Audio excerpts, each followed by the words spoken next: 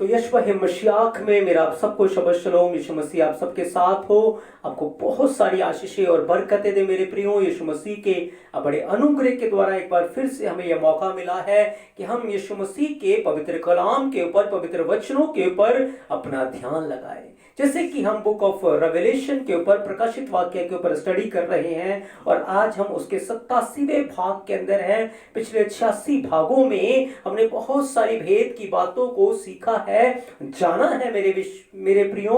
और आज के भाग में भी हम बहुत भेद की बातों को सीखेंगे और मेरा विश्वास है कि हम बड़ी आशीषों को अपने जीवन में रिसीव करेंगे। तो आप पूरी स्टडी को बड़े ध्यान से सुने और बहुतों के साथ इन वचनों को शेयर करें ताकि बहुत सारे लोग इन पवित्र वचन के द्वारा लाभ उठा सके और आप आशीष का एक पात्र बन सके। यीशु मसीह आपके साथ हो, आपको बहुत सारी आशीषें और बरकतें दे मेरे प्रियो। तो आज का जो हमारा विषय है, पृथ्वी के फसल की कटनी का जो भेद है उसके बारे में आज हम सीखेंगे, जानेंगे मेरे प्रियो। क्योंकि जब आप बुक ऑफ रेवलेशन, प्रकाशित वाक्य, उसके 14 अध्याय 14 वचन से पढ़ते हैं तो वहां लिखा है, मैंने दृष्टि की और देखो एक उजला बादल है और उस बादल पर मनुष्य के पुत्र स्त्री का कोई बैठा है, जिसके सिर पर सोने का मुकुट और हाथ में चौखा हसुआ है। फिर एक और स्वर्गदूत ने मंदिर में से निकलकर उससे जो बादल पर बैठा था बड़े शब्द से पुकार कर कहा, अपना हसुआ लगाकर लबनी कर, क्योंकि लबने का समय आ पहुंचा है, इसलिए कि पृथ्वी पर खेती पक चुकी है। अतः जो बादल पर बैठा था उसने पृथ्वी पर अपना हसुआ लगाया और पृथ्वी की लबनी की गई। मेरे प्रियो, ये प्रकाशित वाक्य 14 अध्याय उसके 14 से 16 वचन के अंदर हमें एक रप्चर का दृश्य दिखाई देता है, कटनी का दृश्य हमें वहां दिखाई देता है। बाइबल के अंदर एक दृष्टांत लिखा हुआ है। यीशु मसीह ने मत्ती 13 अध्याय के अंदर एक दृष्टांत दिया कि स्वर्ग का राज्य एक बड़े जाल के समान है। जब उसे समंदर में डाला गया तो वो बहुत सारी मछलियों को समेट लाया, और जब किनारे पर जो जाल था वो आ गया तो जो मछुए थे उन्होंने क्या किया, उसको मछलियों को छांटना शुरू किया। लिखा है अच्छी अच्छी को तो वो बर्तन में डालने लगे, लेकिन जो निकम्मी थी, जो बेकार थी, उनको फेंक दिया गया। मेरे प्रियो, बिल्कुल जैसे वहां पर यीशु मसीह ने जो दृष्टांत दिया था वही सारी बातें हम प्रकाशित वाक्य 14 अध्याय 14 से 16 वचन तक होता हुआ देखते हैं। मेरे प्रियो, कि ये अंत का एक समय है जब रैप्चर होगा, जब कटनी होगा, और उस समय जो यहोवा के धर्मी लोग हैं वो उठाए जाएंगे, पवित्र लोग उठाए जाएंगे, पवित्र लोग महिमा पाएंगे। मेरे प्रियो, यीशु मसीह ने एक बात कही है। जब आप मत्ती की किताब 3 अध्याय 11 से 12 वचन को पढ़ेंगे, यूहन्ना ने कहा, मैं तो तुम्हें पानी से बपतिस्मा देता हूं, लेकिन मेरे बाद जो आने वाला है वो तुम्हें आग और पवित्र आत्मा से बपतिस्मा देगा। उसका सूप उसके हाथों में है, वो अपने गेहूं को अच्छी तरह लिखा है साफ करेगा। याद रखें, वो जब कटनी करेगा तो कटनी में ऐसे ही नहीं अपने गेहूं को, अपने फसल को रखेगा, उसको अच्छी तरह वो साफ करेगा। मेरे प्रियो, याद रखें, जब एक किसान गेहूं को साफ करता है, सूप के अंदर उसको फटकता है मेरे प्रियो, और उसमें से जो भूसी है, तूड़ी है, वो अलग हो जाती है और जो गेहूं है वो वहां पर बना रहता है। मेरे प्रियो, तो क्या होता है, आज मसीह जीवन के अंदर यीशु मसीह हमें कटनी के लिए तैयार करते हैं। बहुत सारी परीक्षाएं हमारे जीवन के अंदर आती है। मेरे प्रियो, याद रखें, एक सूप के अंदर जैसे गेहूं को फटका जाता है, हमें भी परीक्षा रूपी सूप में फटका जाता है, ताकि जो भूसी हमारे जीवन के साथ जुड़ी हुई है, जो पाप रूपी चीजें हमारे जीवन के साथ जुड़ी हुई हैं, जो ऐसी चीजें हमारे जीवन के साथ जुड़ी हैं जो तुरी के समान है, वो उड़ जाए। और हमारी परख होती है कि क्या हम सही फसल है, गेहूं है, या खराब है। क्योंकि खराब को फेंक दिया जाता है, अच्छी को वो अपने भंडार में, अपने घर के अंदर रखता है। तो मेरे प्रियो, बहुत सारी ऐसी परीक्षाएं, ऐसी परिस्थितियां हमारे जीवन में आएंगी जिसके द्वारा वो हमें तैयार करेगा कटनी के लिए। क्योंकि उस कटनी के समय में क्या होगा, अच्छी फसल को उठाया जाएगा और उठाकर अपने भंडार गृह में रखेगा, और निकम्मी के बारे में लिखा है उसे रौंद दिया जाएगा, उसे फेंक दिया जाएगा जहां अनंत काल की आग और गंधक की झील है मेरे प्रियो। इसलिए आज जब आप मसीह यीशु में अपनी दौड़ को दौड़ रहे हैं, जब परीक्षाएं आपके जीवन के ऊपर आए, जब सताव आपके जीवन के ऊपर आए, जब क्लेश आपके जीवन के ऊपर आए, जब लोग आपको हर्ट करें, लोग आपको ठेस पहुंचाएं, लोग आपको धोखा दे, आपके खिलाफ झूठी झूठी बातें हों, घबराए ना, आपको फटका जा रहा है।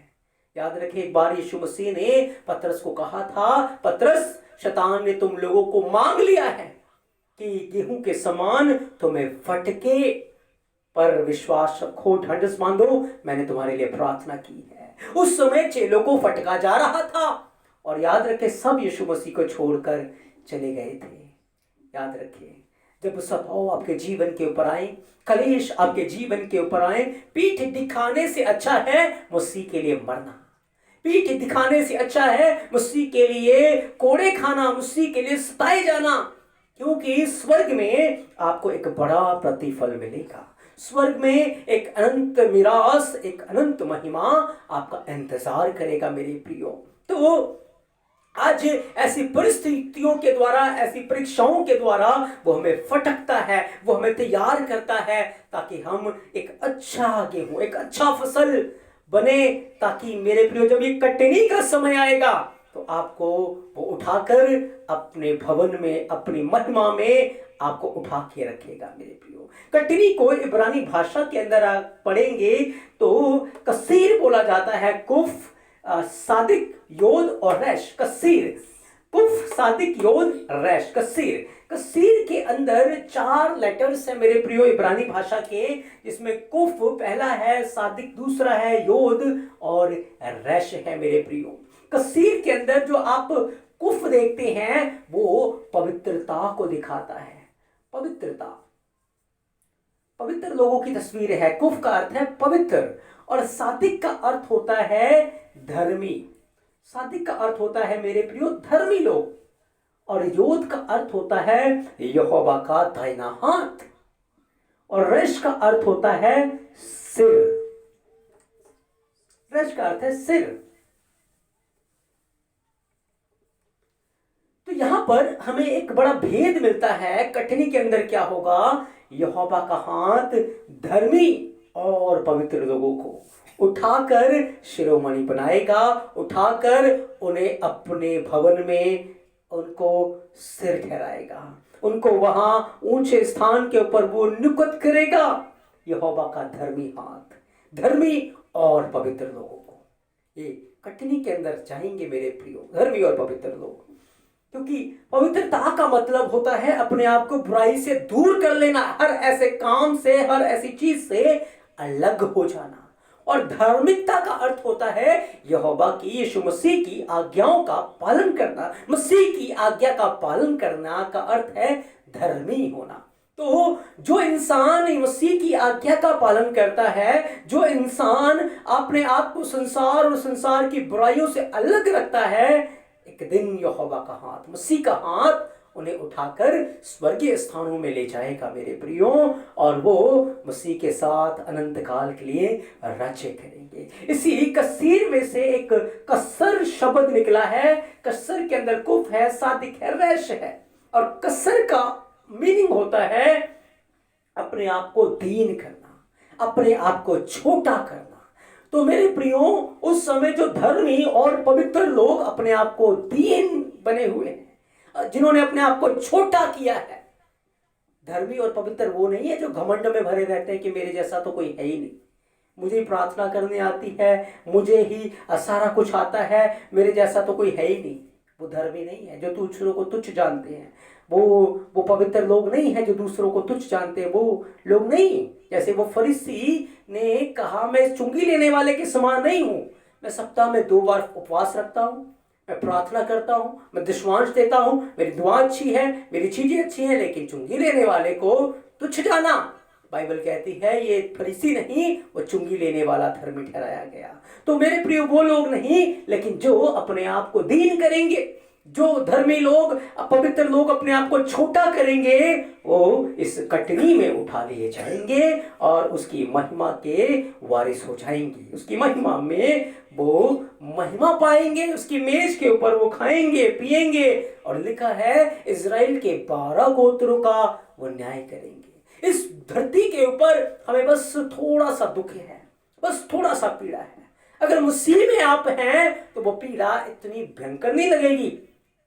पीड़ा में भी एक आशा है, पीड़ा में भी मसीह का हाथ आपके ऊपर है, पीड़ा में भी एक अनुग्रह रूपी तेल वो हमारे जीवन के ऊपर उड़ेलता रहता है ताकि हम पीड़ा से का सामना कर सके। लेकिन संसार और संसार के लोगों का क्या, उनके लिए कोई आशा नहीं है, कोई अनुग्रह नहीं है। एक आंधी का झोंका आता है, उन्हें उड़ा कर ले जाता है और वो खत्म हो जाते हैं, उनका कोई वजूद भी नहीं रहता, उनका कोई वजूद नहीं है। लेकिन हमारे लिए मसीह का अनुग्रह है मेरे प्रियो। इसलिए धोखा ना खाएं, भिन्न भिन्न प्रकार के भरमाने में ना आए, पर अपने आप को धर्मी, पवित्र और दीन बना के रखें मेरे प्रियो। मसीह की आज्ञाओं में, मसीह के वचनों में बने रहे, क्योंकि मसीह आपको प्यार करता है। मसीह ने अपने आप को आपके लिए दे दिया ताकि आपको अपने पिता के राज्य में लेकर जाए। आपको मोल ले लिया है मेरे प्रियो। आप किसी भी झूठी शिक्षा में या झूठी बातों में ना आए। धर्मी और पवित्र लोग ही कटनी में उठाए जाएंगे, रप्चर में मसीह के राज्य में उठाए जाएंगे। धर्मी और पवित्र लोग जो अपने आप को दीन करेंगे वही शिरोमणि बनाए जाएंगे, क्योंकि उसने कहा जो अपने आप को छोटा करेगा वही बड़ा बनाया जाएगा, लेकिन जो अपने आप को बड़ा करेगा वो छोटा किया जाएगा मेरे प्रियो। तो कटनी के अंदर हमें भेद मिलता है कि कटनी के लिए वो हमें तैयार कर रहा है। कैसे? परीक्षा रूपी सूप में फटक फटक कर वो हमें तैयार कर रहा है कि हम किसके साथ हैं। क्या हम अपने प्राणों को प्रिय जानते हैं या मसीह को प्यार करते हैं? हम संसार की अभिलाषाओं को और संसार की चीजों को प्रिय जानते हैं या मसीह को प्रिय जानते हैं? वो हमें चेक करता है, वो हमें परखता है, वो हमें जांचता है मेरे प्रियो। और जो लोग उस परख में, जांच में खरे निकलेंगे, धर्मी निकलेंगे, पवित्र निकलेंगे, अपने आप को छोटा करेंगे, उन्हें उठाकर वो शिरोमणि ठहराएगा मेरे प्रियो। और जो अपने आप को घमंड के घोड़े पे बैठे रहेंगे उनको वो गिरा देगा। इसलिए हमें बड़े डरते और कांपते हुए उसके राज्य का वेट करना है, विश्वास योग्य बने रहना है, हमें जीवन का मुकुट मिलेगा। आगे प्रकाशित वाक्य के अंदर लिखा 17 वचन से, फिर एक और स्वर्गदूत उस मंदिर में से निकला और जो स्वर्ग में है, और उसके पास भी चौका हंसुआ था। फिर एक और स्वर्गदूत जिसे आग पर अधिकार था वेदी में से निकलकर, जिसके पास चौका हंसुआ था, उसने ऊंचे शब्द से कहा, अपना चौका हंसुआ लगाकर पृथ्वी के दाग के गुच्छे काट ले, क्योंकि उसकी दाग पक चुकी है। तब उस स्वर्गदूत ने पृथ्वी पर अपना हंसुआ लगाया और पृथ्वी की दाख लता का फल काटकर अपने एलोहिम के प्रकोप के बड़े रस कुंड में डाल दिया, और नगर के बाहर उस रस कुंड में से दाख रोंदे गए, और रस कुंड में से इतना लहू निकला कि घोड़ों के लगाम तक पहुंचा और 100 कोस तक बह गया। अब मेरे प्रियो ये क्या है? ऊपर हमने देखा कटनी हुआ है धर्मियों का, और नीचे कटनी हुई है अधर्मियों का, पापियों का। उनकी भी कटनी होगी। जो धर्मियों की कटनी हुई है उन्हें उठाकर महिमा में वस्त्र दिए गए हैं, महिमा में मुकुट दिए गए हैं, वो यहोवा की महिमा में है। लेकिन जब पापियों की कटनी हुई, उन्हें यहोवा के भयानक प्रकोप की रूपी, लिखा है, उन्हें यहोवा के भयानक प्रकोप की कुंड में डाल दिया गया। लिखा है उस स्वर्गदूत ने पृथ्वी पर हंसुआ लगाया और पृथ्वी की दाग का फल काट कर अपने एलोहिम के प्रकोप के बड़े रस कुंड में डाल दिया। वो रस कुंड में डाल दिया गया और वहां दाख रोंदा गया, उनका लहू बह निकला मेरे प्रियो। ये भयानक रस कुंड जो था, ये नरक की भयानक पीड़ा है मेरे प्रियो, जहां अधर्मी लोग अनंत काल के लिए तड़फेंगे, विलाप करेंगे, रोएंगे, दांत पीसेंगे, कीड़े उनका ओढ़ना, कीड़े उनका बिछौना होंगे, और वो रात दिन वहां तड़पेंगे मेरे प्रियो। लेकिन धर्मी के लिए अनंत जीवन का मुकुट होगा। इसलिए मेरे प्रियो, यहोवा का डर अपने जीवन में रखें, मसीह का डर अपने जीवन में रखे। वो मसीह प्रेम करता है, लेकिन याद रखे वो न्याय करता भी है। उसने कहा था न्याय करने का सारा अधिकार पिता ने मुझे ही दिया है। मेरे प्रियो, पटनी होगी, पापियों की भी होगी और धर्मियों की भी होगी। धर्मी पिता के राज्य में महिमा पाएंगे, अधर्मी नरक की आग में तड़पते रहेंगे। इसलिए अपने आप को दीन करके, नम्र करके, पवित्र और धर्मी होकर अपना जीवन बिताएं। मसीह के साथ प्राण देने तक विश्वास योग्य रहे, आपको जीवन का मुकुट मिलेगा। मैं विश्वास करता हूं कि इन वचनों के द्वारा आपने बड़ी आशीष को पाया है और आप जागृत हुए हैं, और बहुतों को जाकर इन पवित्र वचनों के द्वारा आप जागृत करेंगे। यीशु मसीह आप सबके साथ हो, आपको बहुत सारी आशीषें और बरकतें दे मेरे प्रियो। आमेन, आमेन।